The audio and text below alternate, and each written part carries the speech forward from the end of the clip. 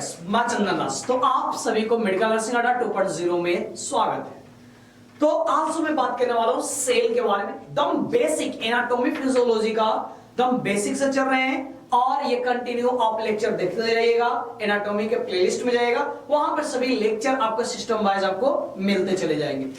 तो आज मैं बात करने वाला हूं बेसिकली सेल के बारे में बात करेंगे कि सेल के अंदर में क्या क्या पाया जाता है। जो माइटोकॉन्ड्रिया है, लाइसोसोम्स है, राइबोसोम है, ये सभी का फंक्शन क्या है और जो हमारे बॉडी है वो किस तरह से बना है, इन सभी के बारे में आज हम बात करने वाले हैं। तो चलिए बिना देर के स्टार्ट करते हैं। सबसे पहले आप हमारे चैनल को सब्सक्राइब कर लीजिए, बेल आइकन को ऑन कर लीजिए, क्योंकि यही एक ऐसा चैनल है जहां पे फ्री ऑफ कॉस्ट आपको ऑल जितने भी मेडिकल का लेक्चर है, चाहे फार्माकोलॉजी हो, गायनेकोलॉजी है, पीडियाट्रिक है, एमएसएन है, इन सभी का लेक्चर आपको मिलते हैं। तो सब्सक्राइब कर ले, शेयर कर ले और चलिए हमारे साथ में जुड़ते हैं। ओके, बात करते हैं एनाटॉमी के बारे में।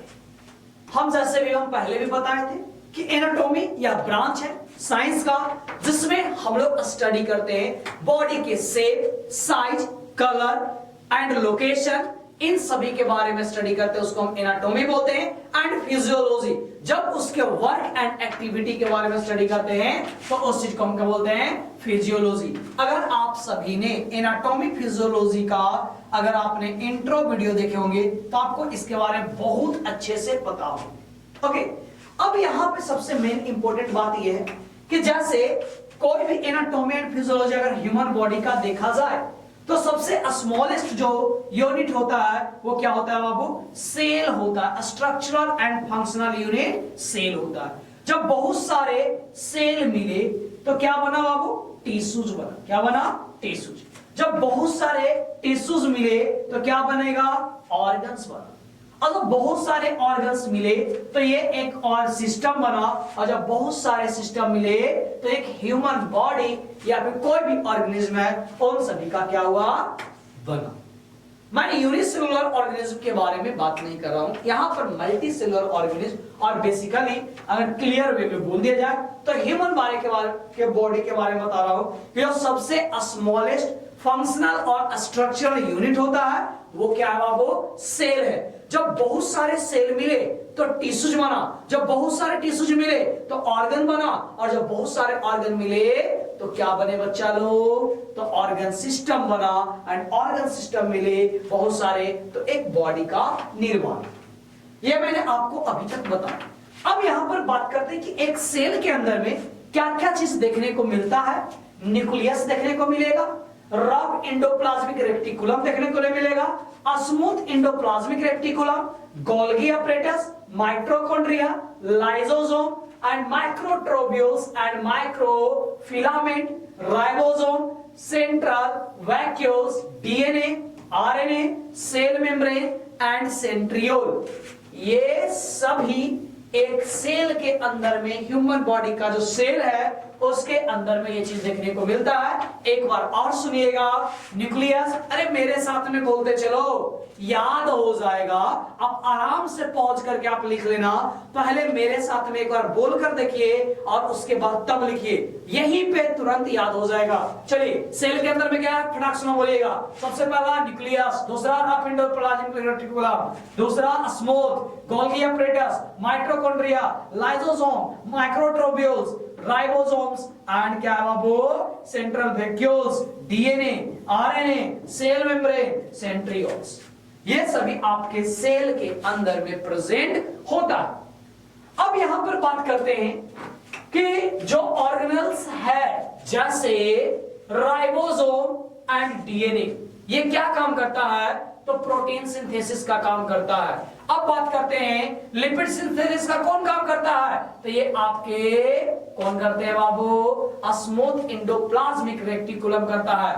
Defensive function of the life कौन करता है, डिफेंसिव, बचाने के लिए, लड़ने के लिए, तो ये आपका कौन करते हैं, लाइसोसोम्स करता है। स्टोरेज का कौन करता है, सेंट्रल वैक्यूल्स करता है। अरे यहीं पे याद कर लो ना, क्यों फिर बाद में फिर से देखना, बैक करना? यहीं पे याद करो कि जो आपका प्रोटीन सिंथेसिस का काम है ये डीएनए और आरएनए के द्वारा होता है, ये जो राइबोसोम है जो।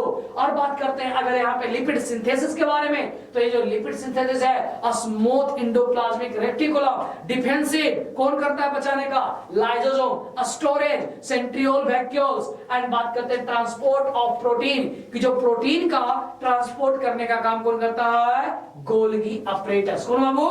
Golgi apparatus. अब बात करते हैं mechanical support of the cell microfilament. जो मैकेनिकल सपोर्ट अगर सेल का जो देता है वो कौन करता है बाबू? Microfilament and microtubules. बात करते हैं परमेबिलिटी ऑफ द सेल। अगर परमेबिलिटी करने का मतलब कि अपारदर्शी, जैसे अगर इस पे पानी अगर गिराएंगे तो क्या होगा? नीचे की ओर भीगते हुए चला जाएगा, यानी एक पार से दूसरे पार की ओर चला जाना, ये किसको क्या बोलते हैं? परमेबिलिटी बोलते हैं। अब इसके अंदर जैसे सेमी परमेबिलिटी जानते होंगे आप सभी को, तो ये क्या है? Cell membrane. समझ में आया?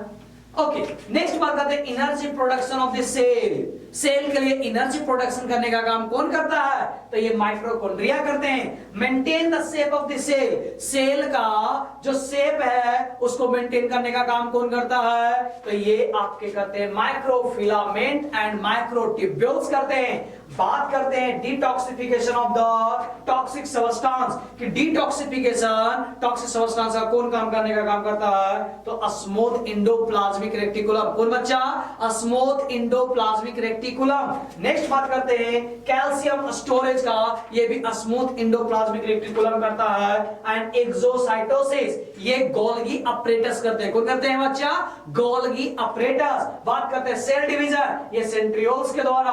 Power house of the cell किसको बोलते हैं? माइटोकॉन्ड्रिया के। फिर से एक बार सुन लो, power of the cell, power house किसको बोलते हैं? माइटोकॉन्ड्रिया को बोलते हैं। तो ये सभी पॉइंट अगर आप रखते हैं तो आप एमसीक्यू आराम से 1 से 2 क्वेश्चन अगर जो आते हैं इस इजीली बना सकते हैं।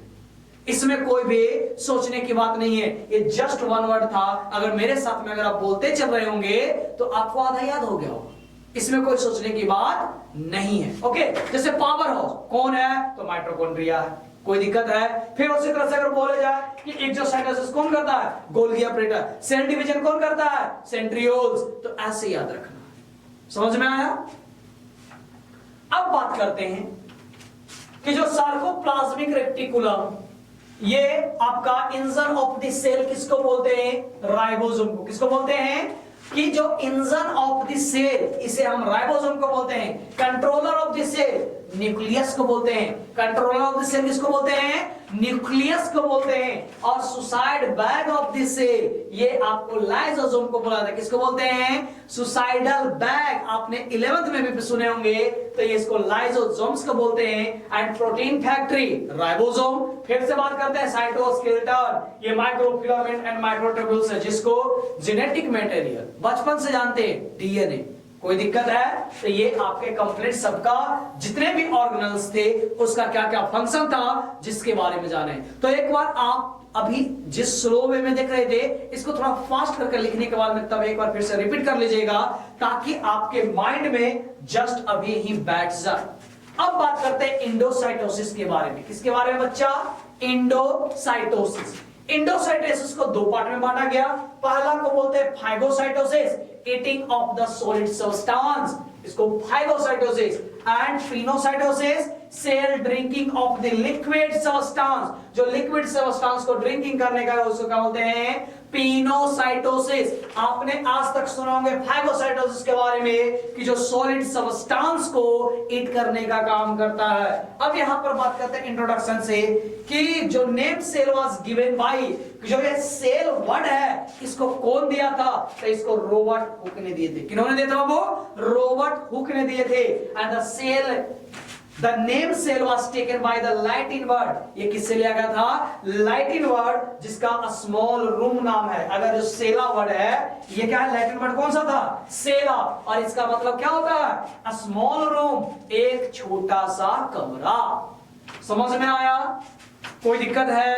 अरे बोलो, रिपीट भी कर देंगे, कोई बड़ी बात नहीं है। आप कमेंट करिए, शेयर करिए। आपके लिए मेडिकल नर्सिंग अड्डा आपके लिए खड़े हैं। कंटेंट दम परफेक्ट देंगे, उसमें कोई डाउट नहीं रहेगा। एक्सप्लेन दम ब्रीफली, आपके माइंड में बैठाने का रखते हैं। और अगर मेरा लेक्चर देख रहे होगे तो मैं गारंटी बोलता हूं एक चीज का, कि अगर आपको नींद नहीं आएगा, इतना भर मेरा लॉर्ड आवाज रहता है। बाकी आप क्या कर रहे हैं वो डिपेंड करता है। अगर आप इधर रील स्क्रॉल कर रहे हैं तो उसका मेरा गारंटी नहीं, लेकिन अगर आप फोकस करते हैं तो हम 80% जस्ट यहीं पे हम याद करवाने का गारंटी रखते हैं। तो चलिए आगे की ओर बात करते हैं सेल मेम्ब्रेन के बारे में। किसके बारे में? सेल मेम्ब्रेन के बारे में। कि cell membrane is the most outer part of the cell. कि जो सेल मेम्ब्रेन क्या है, जैसे ये जो सेल है तो इसका जो आउटर पार्ट मेम्ब्रेन है, इसको क्या बोलते हैं? सेल मेम्ब्रेन बोलते हैं। और इसके कंपोजिशन, ये जो बना हुआ रहता है, ये एक प्रोटीन से बना हुआ रहता है, जिसको ग्लाइकोप्रोटीन और एक लिपिड रहता है, ये दोनों से बना हुआ रहता है। अब लिपिड कौन सा रहता है? फॉस्फोलिपिड। कौन सा? फॉस्फोलिपिड। बात करते हैं नेचर ऑफ द मेम्ब्रेन के बारे में। कि the cell membrane is selective permeable and semi permeable membrane. कि जो सेल होता है ये सिलेक्टिव, परमेबल और सेमी परमेबल मेम्ब्रेन होता है। समझ में आया? चलिए अब बात करते हैं परमेबल फंक्शन के बारे में। कि सर ये जो सेल मेम्ब्रेन है इसका फंक्शन क्या है? तो यहां पे याद रखिएगा कि cell membrane is responsible for the protection of the cellular and organelles. कि जो सेल मेम्ब्रेन क्या है, कि जो अंदर का जो ऑर्गेनेल्स है उसको प्रोटेक्ट करने का काम करता है। अरे बच्चा ऐसे ध्यान दो ना कि तुम्हारा अगर ये बॉडी है, ये स्किन है, ये क्या कर रहा है? अंदर के जो ऑर्गन्स है, जो पार्ट्स है, उसको प्रोटेक्ट करने का काम कर रहा है। सेल मेम्ब्रेन बाहर का कवर वो क्या करेगा? अंदर को प्रोटेक्ट करने का काम करेगा। समझ में आ रहा है? अब बात करते हैं यहाँ पे कि cell membrane is responsible for provide the shape of the cell. अरे जो बाहर का जो कवर है वही तो शेप देगा ना बच्चा, तो वही चीज यहाँ पे बताया गया। ओके, अब बात करते हैं cell membrane controls the permeability of the cell cytoplasm. कि जो सेल मेम्ब्रेन है ये परमेबिलिटी को क्या करता है बाबू? ये सेल को कंट्रोल करता है, जो कि क्या है बाबू? साइटोप्लाज्म। अब हम बात करते हैं साइटोप्लाज्म के बारे में। कि जैसे कि साइटोप्लाज्म का फंक्शन क्या है जिसके बारे में जानते हैं। कि the liquid jelly like portion between the cell membrane. कि जो सेल मेम्ब्रेन के अंदर में जो लिक्विड टाइप का जो प्रेजेंट होता है उस चीज को क्या बोलते हैं? साइटोप्लाज्म। क्या बोलते हैं बच्चा? अरे साइटोप्लाज्म बोलो तो मन में बोलो। लाइब्रेरी बैठे हैं मन में बोलिए, घर पे बैठे हैं खुलकर बोलिए, ये आपके माइंड में बैठेंगे, समझे? तो इस चीज को याद रखिएगा। अब बात करते हैं ये न्यूक्लियर मेम्ब्रेन है, इसी चीज को हम क्या बोलते हैं? साइटोप्लाज्म बोलते हैं। एक बार फिर से सुन लो, जो सेल मेम्ब्रेन थे उसके अंदर में जो जेली सब्सटेंस दिख रहा था उस चीज को न्यूक्लियर मेम्ब्रेन, और उस सेल मेम्ब्रेन को क्या बोलते हैं? साइटोप्लाज्म बोलते हैं। क्या बोलते हैं बच्चा? साइटोप्लाज्म। नेक्स्ट बात करते हैं कि protoplasm cytoplasm plus nucleoplasm protoplasm is also known as physical basis of life. Question आता है कि who is the physical basis of life? तो याद रखिएगा protoplasm cytoplasm plus nucleoplasm protoplasm is also known as physical basis of life. समझ में आया? अब बात करते हैं कि the cytoplasm contain the various organelles. जो साइटोप्लाज्म है ये बहुत सारे ऑर्गन्स को कंटेन करके रखता है। Endoplasmic reticulum it has the two types. और ये जो एंडोप्लाज्मिक रेटिकुलम है ये दो होते हैं, एक स्मूथ एंडोप्लाज्मिक रेटिकुलम और दूसरा रफ एंडोप्लाज्मिक रेटिकुलम। समझ में आया? फिर से सुन लो, मैंने अभी बताया कि साइटोप्लाज्म में जेली सब्सटेंस है, वो मेम्ब्रेन न्यूक्लियर मेम्ब्रेन है, उसको साइटोप्लाज्म बोले। Cytoplasm protoplasm cytoplasm plus nucleoplasm protoplasm को हम क्या बोलते हैं? फिजिकल बेसिस ऑफ लाइफ बोलते हैं। और मैंने भी बताया कि ये जो वेरियस ऑर्गन्स को कंटेन करके रखता है किसको बाबू? तो ये एंडोप्लाज्मिक रेटिकुलम को, और ये दो प्रेजेंट रहते हैं, तो इसके बारे में मैंने अभी बात किया। कोई दिक्कत है? चलिए अब बात करते हैं function of endoplasmic reticulum, sorry smooth endoplasmic reticulum के बारे में कि जो स्मूथ इंडोप्लाज्मिक रेक्टिकुलम है उसका सर फंक्शन क्या है वो हमें बताइए। अरे देखो समझो, बोला गया it is responsible for the fat and lipid synthesis. जो आपका इंडोप्लाज्मिक स्मूथ इंडोप्लाज्मिक रेक्टिकुलम है ये आपके क्या चीज वो लिपिड और फैट सिंथेसिस करने का काम करता है, प्लस डिटॉक्सिफिकेशन करता है टॉक्सिक सब्सटेंस का, और ये आल्सो रिस्पांसिबल होता है कैल्शियम स्टोरेज के लिए इन हमारे स्केलेटल मसल्स में, where is the known as the sarcoplasmic reticulum. फिर से सुन लो, ये पॉइंट मोस्ट इंपोर्टेंट है, इसलिए माइंड में बैठा लीजिए कि सर ये जो स्मूथ इंडोप्लाज्मिक रेक्टिकुलम है ये कैल्शियम को भी स्केलेटल मसल्स में स्टोर करने का काम करता है, और उस प्लेस पे इसको हम लोग क्या बोलते हैं, सार्कोप्लाज्मिक रेक्टिकुलम बोलते हैं। क्या बोलेंगे, सार्कोप्लाज्मिक रेक्टिकुलम के नाम से जाना जाता है।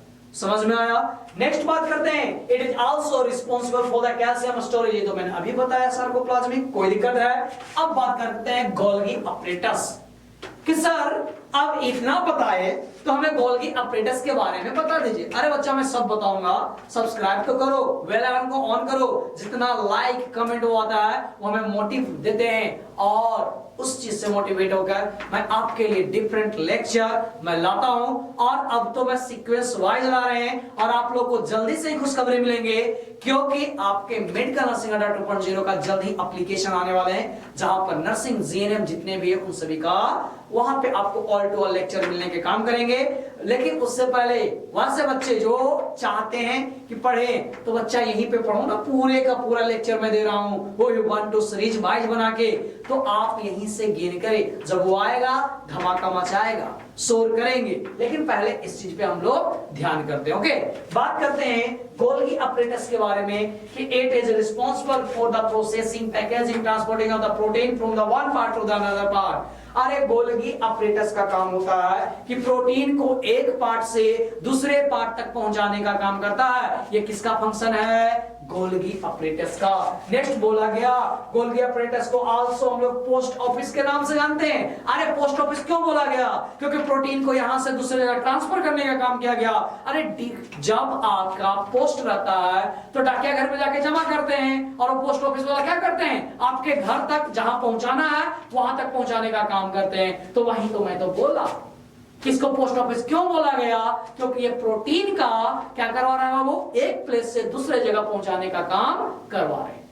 समझ में आया? नेक्स्ट बात करते हैं कि Golgi apparatus is also helpful for the exocytosis, कि ये और किसमें हेल्पफुल होते हैं, एक्सोसाइटोसिस में यह बहुत ही ज्यादा हेल्पफुल होते हैं।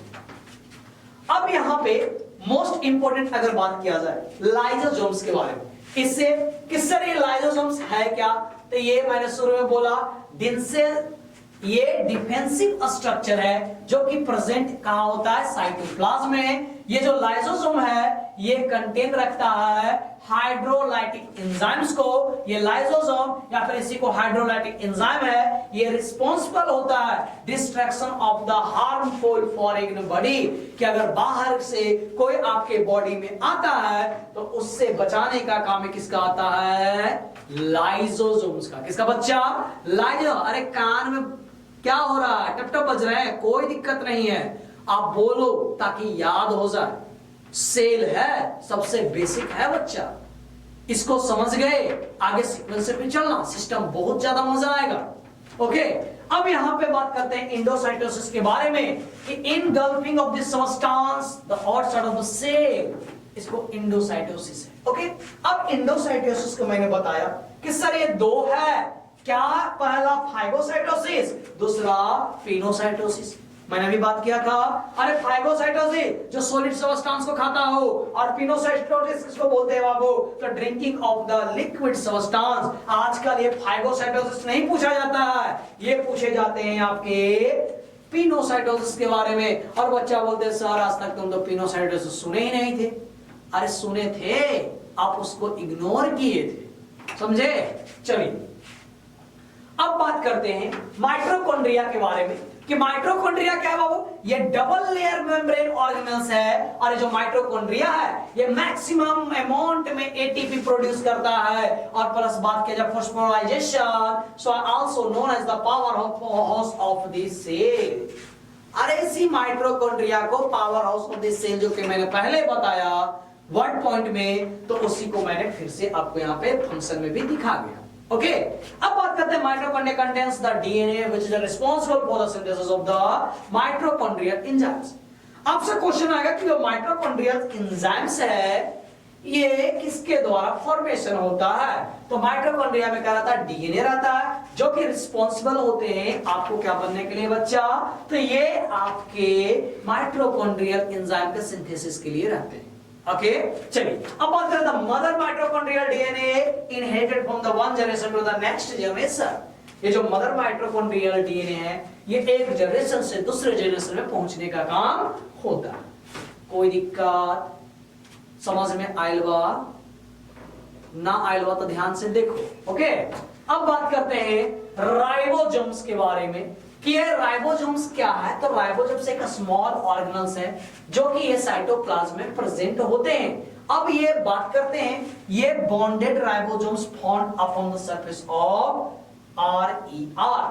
ठीक, अरे रफ एंडोप्लाज्मिक रेक्टिकुलम बच्चा, क्या तुम भी एंडोप्लाज्मिक रेक्टिकुलम समझ में आया। Free ribosomes freely distributed on the cytoplasm, cytoplasm के ऊपर फ्रीली डिस्ट्रीब्यूटेड होता है। ये आपका क्या है, फ्री राइबोसोम्स है, और ये जो राइबोसोम्स है कंपोज्ड किसके द्वारा बना हुआ रहता है, आरएनए एंड डीएनए के द्वारा। जल्दी से कमेंट करके बताओ आरएनए का फुल फॉर्म एंड डीएनए का फुल फॉर्म क्या होता है, जल्दी से आप कमेंट करिए। ओके, अब बात करते हैं फंक्शन के बारे में कि all ribosomes are responsible for the protein synthesis also known as the engine of the cell and protein factory.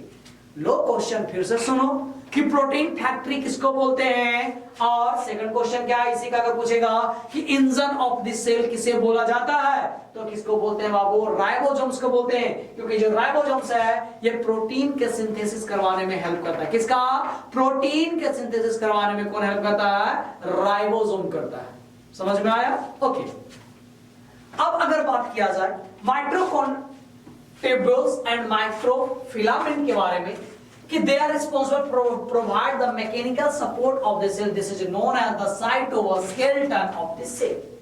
कि ये क्या करता है बच्चा, कि ये आपको सपोर्ट देने का काम करता है, मैकेनिकल सपोर्ट देने का, इसलिए इसको हम लोग क्या बोलते हैं, साइटोस्केलेटन ऑफ द सेल के नाम से जाना जाता है। बात करते हैं इसको सेंट्रियोल्स के बारे में कि these are the cylindrical structure found inside the cytoplasm।